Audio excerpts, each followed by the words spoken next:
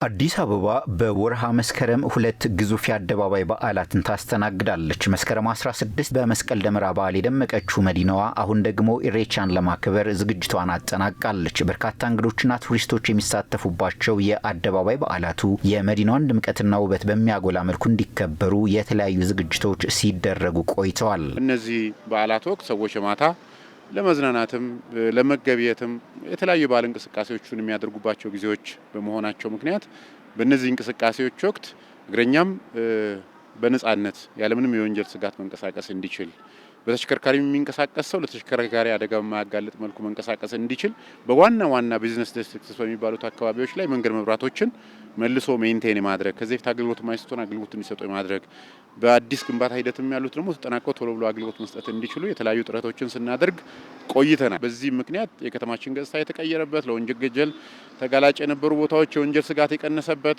ከዛም ባለፈ ወደ ከተማ የሚመጡት እንግዶቻችን በሰላማዊ መንገድ ተንቀሳቅሰው የፈለጉትን አድርገው ወደሚያርፉበት ወደ ቤታቸው መግባት የሚችሉበትን ሁኔታ ፈጥረናል። የአደባባይ በዓላቱ በድምቀት እንዲከበሩ በከተማዋ ሁሉም አካባቢዎች አገልግሎት የማይሰጡ የመንገድ መብራቶችን የመጠገንና በኃይል ቆጣቢ መብራቶች የመተካት ስራ በስፋት መከናወኑን ያስታወቁት ደግሞ የአዲስ አበባ ከተማ የመብራት አገልግሎት አስተዳደር ባለስልጣን ዋና ዳይሬክተር አቶ ሰብስብ ሁሴን ናቸው። ቀደም ሲል ከመንገድ ጋር ለምቶ ለማህበረሰቡ ግን አገልግሎት ሳይሰጡ የቆዩትና በተለያየ ምክንያት ጉዳት ደርሶባቸው ግን መልሶ ሳይጠገኑ ለረጅም ዓመታት አገልግሎት ሳይሰጡ ማህበረሰቡ በጨለማ ተውጦ የነበሩትን መልሰን ወደ ስራ እያስገባን እንገኛለን። የጠገና ስራዎች ብቻ አይደለም፣ በጊዜያዊነትም ቢሆን እያንዳንዱ ደጃፍ ከጨለማ ወደ ብርሃን እንዲቀየር እያደረግን ነው አድርገናል። በምክትል ከንቲባ ማዕረግ የአዲስ አበባ ከተማ ዋና ስራ አስኪያጅ ኢንጂነር ወንድሙ ሴታ የሆራ ፊንፊኔ ኢሬቻ በዓል በሚከበርበት ቂርቆስ ክፍለ ከተማ የተከናወኑ የመንገድ መብራቶችን የመትከልና የመጠገን ስራን ተዘዋውሮ ጎብኝተዋል።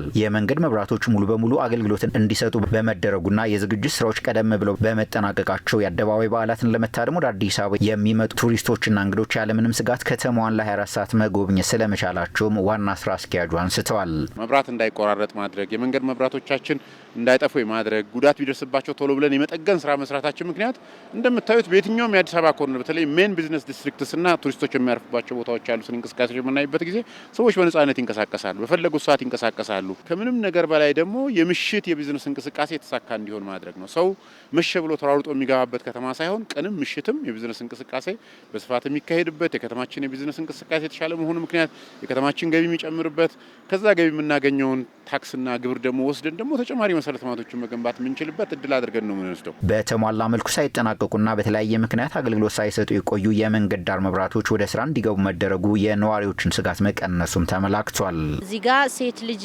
ከ12 ሰዓት በኋላ መውጣት አትችልም ነበረ። ልጆች መላክ አይቻልም ነበር። አሁን ቀን ነው፣ በቃ ሌሊት መንደር እንኳን ቢገባ እኛ መንደራችን ሁሉ ጨረቃ ነው፣ ቀን ነው የሚመስለው።